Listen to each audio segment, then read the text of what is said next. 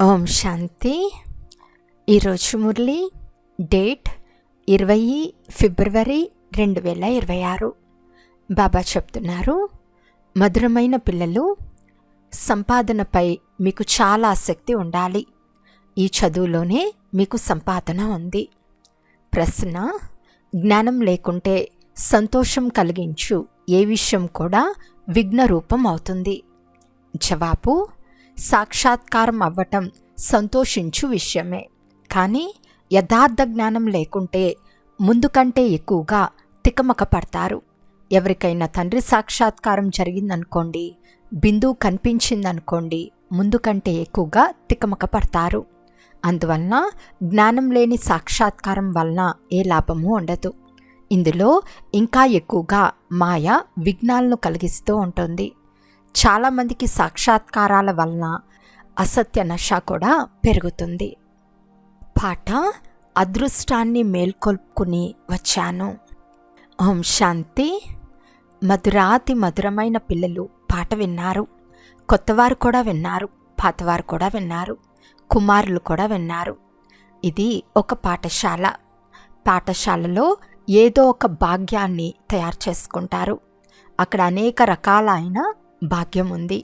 కొంతమంది సర్జన్లుగా, కొంతమంది బ్యారిస్టర్లుగా తయారయ్యే భాగ్యాన్ని తయారు చేసుకుంటారు. భాగ్యాన్ని లక్ష్యమని అంటారు. భాగ్యాన్ని తయారు చేసుకోకుండా పాఠశాలలో ఏం చదువుకుంటారు? మనం కూడా మన భాగ్యాన్ని తయారు చేసుకునేందుకు వచ్చామని పిల్లలైన మీకు తెలుసు. నూతన ప్రపంచం కొరకు మీ రాజ్య భాగ్యాన్ని తీసుకునేందుకు వచ్చారు. ఈ రాజయోగం నూతన ప్రపంచం కొరకు, ఆ విద్య పాత ప్రపంచం కొరకు. వారు పాత ప్రపంచం కొరకు బ్యారిస్టర్, ఇంజనీర్, సర్జన్ మొదలైన వారిగా అవుతారు. ఈ పాత ప్రపంచానికి ఇక చాలా కొంత సమయం మాత్రమే మిగిలి ఉంది. అది కూడా సమాప్తమైపోతుంది. ఈ భాగ్యం ఈ మృత్యులోకం కొరకు లేక ఈ జన్మ కొరకు మాత్రమే. మీ ఈ చదువు నూతన ప్రపంచం కొరకు. నూతన ప్రపంచం కొరకు మీరు భాగ్యాన్ని తయారు చేసుకుని వచ్చారు.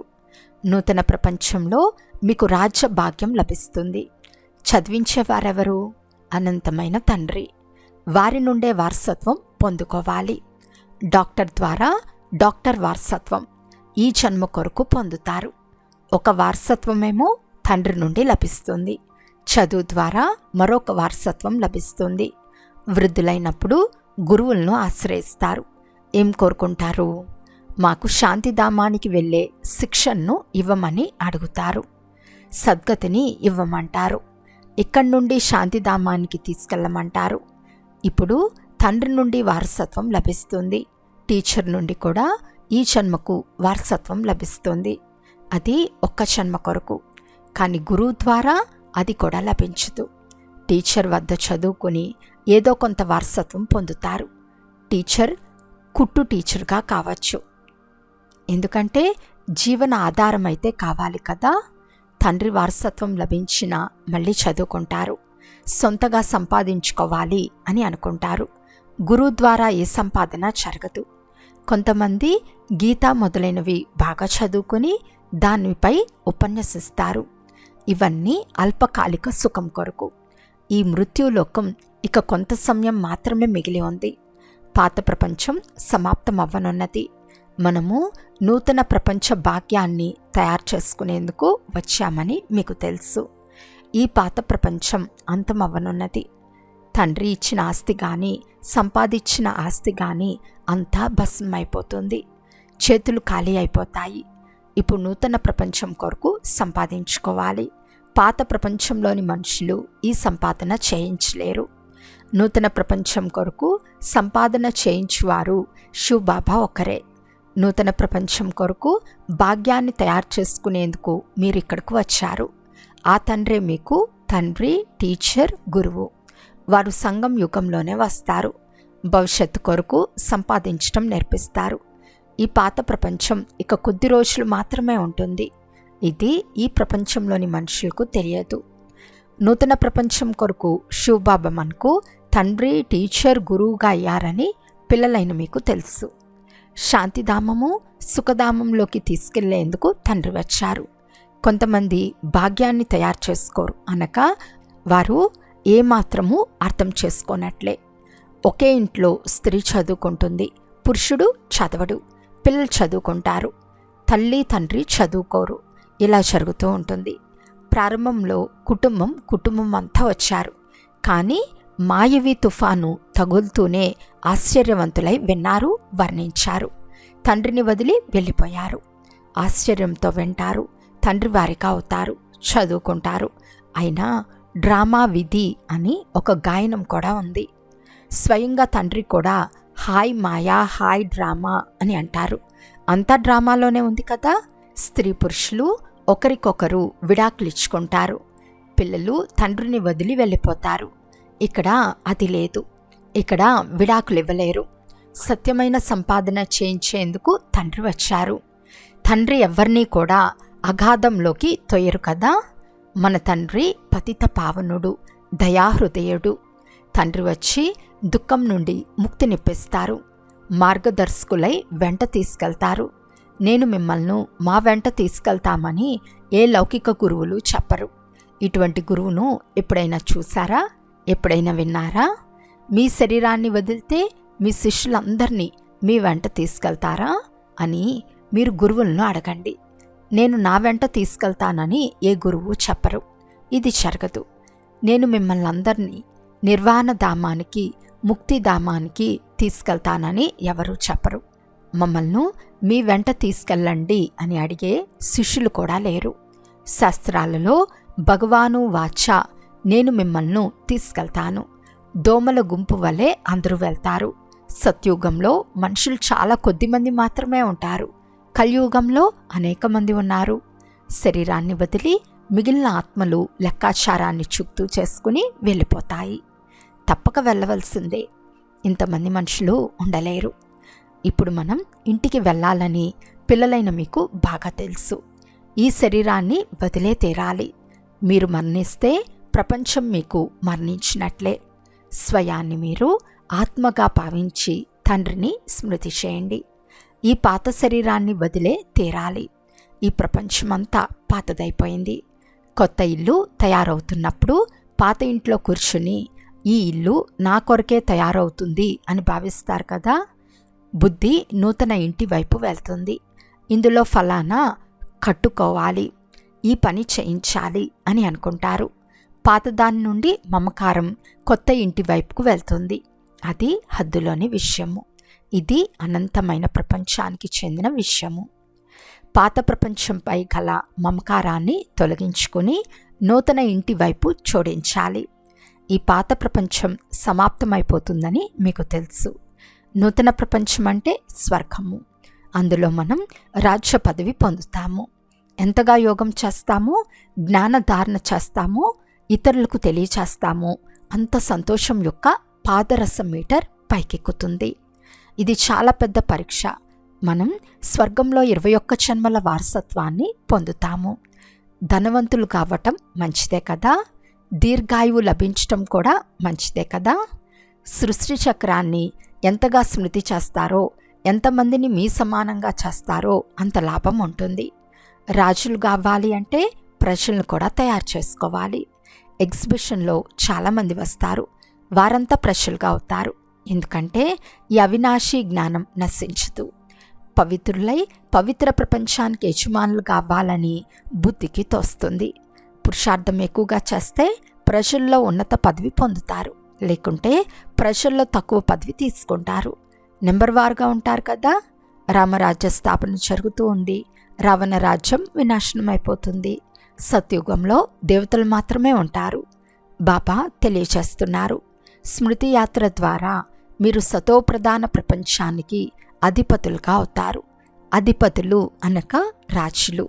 ప్రజలందరూ వస్తారు. ప్రజలు కూడా మా భారతదేశం అత్యంత ఉన్నతమైందని అంటారు. భారతదేశం నిజంగా అత్యంత ఉన్నతంగా ఉండేది. కానీ ఇప్పుడు అలా లేదు. ఒకప్పుడు ఉండేది. ఇప్పుడు పూర్తి నిరుపేదగా అయిపోయింది. ప్రాచీన భారతదేశము అన్నిటికంటే ధనవంతంగా ఉండేది. భారతదేశ వాసులైన మనము దేవీ దేవతా కులానికి చెందిన వారమని మీకు తెలుసు. ఇతరులెవ్వరిని దేవతలు అని అనరు. ఇప్పుడు కన్యలైన మీరు చదువుకుంటున్నారు, తర్వాత ఇతరులకు తెలపాలి, మనుషులకు తెలియచేయాలి కదా. మీ వద్ద చిత్రాలు కూడా ఉన్నాయి. లక్ష్మీనారాయణులు ఈ పదవిని ఎలా పొందారో మీరు రుజువు చేసి చెప్పగలరు. తిథి తారీఖుల సహితంగా మీరు రుజువు చేయగలరు. ఇప్పుడు వీరు మళ్ళీ శివబాబా నుండి ఈ పదవి పొందుతున్నారు. ఆ చిత్రం కూడా ఉంది. శివుడు అనగా పరంపిత పరమాత్మ. తండ్రి అంటున్నారు, బ్రహ్మ ద్వారా మీకు యోగబలం వలన 21 జన్మలకు వారసత్వం లభిస్తుంది. సూర్యవంశీ దేవీ దేవతలుగా, విష్ణుపురానికి యజమానులుగా అవ్వగలరు. శివబాబా దాదా అయిన బ్రహ్మ ద్వారా ఈ వారసత్వంని ఇస్తున్నారు. మొదట ఇతని ఆత్మ వింటుంది, ఆత్మనే ధారణ చేస్తుంది. ముఖ్యమైన విషయం ఇదే. శివుని చిత్రాన్ని చూపిస్తారు. ఈ చిత్రం పరంపిత పరమాత్మ శివునిది. బ్రహ్మ విష్ణు శంకర్లు సూక్ష్మవతనంలోని దేవతలు. ప్రజాపిత బ్రహ్మ తప్పకుండా ఇక్కడ ఉండాలి. ప్రజాపిత బ్రహ్మ పిల్లలు బీకేలు అనేక మంది ఉన్నారు. ఎంతవరకు బ్రహ్మకు పిల్లలు కావరో అంతవరకు బ్రాహ్మణులు కావరు. కనుక శివబాబా నుండి వారసత్వం ఎలా తీసుకుంటారు? గర్భం నుండి అయితే జన్మ తీసుకోలేరు. ముఖవంశావళి అన్న గాయనం కూడా ఉంది. మేము ప్రజాపిత బ్రహ్మ ముఖ వంశావళి వారమని మీరంటారు. అక్కడ గురువులకు శిష్యులుగా ఉంటారు. ఇక్కడ మీరు తండ్రి, టీచర్, సద్గురువు అని ఒక్కరినే అంటారు. అది కూడా బ్రహ్మను అనరు. నిరాకార శివబాబాను అంటారు. వారు జ్ఞానసాగర్లు. సృష్టి ఆది మధ్యాంతాల జ్ఞానం నిస్తారు. టీచర్ కూడా నిరాకారులే. సాకారం ద్వారా జ్ఞానం వినిపిస్తున్నారు. ఆత్మనే మాట్లాడుతుంది. నా శరీరాన్ని విసిగించుకో అని చెప్పేది ఆత్మనే. ఆత్మ దుఃఖంలో ఉన్నప్పుడు జ్ఞానం ఇవ్వబడుతుంది.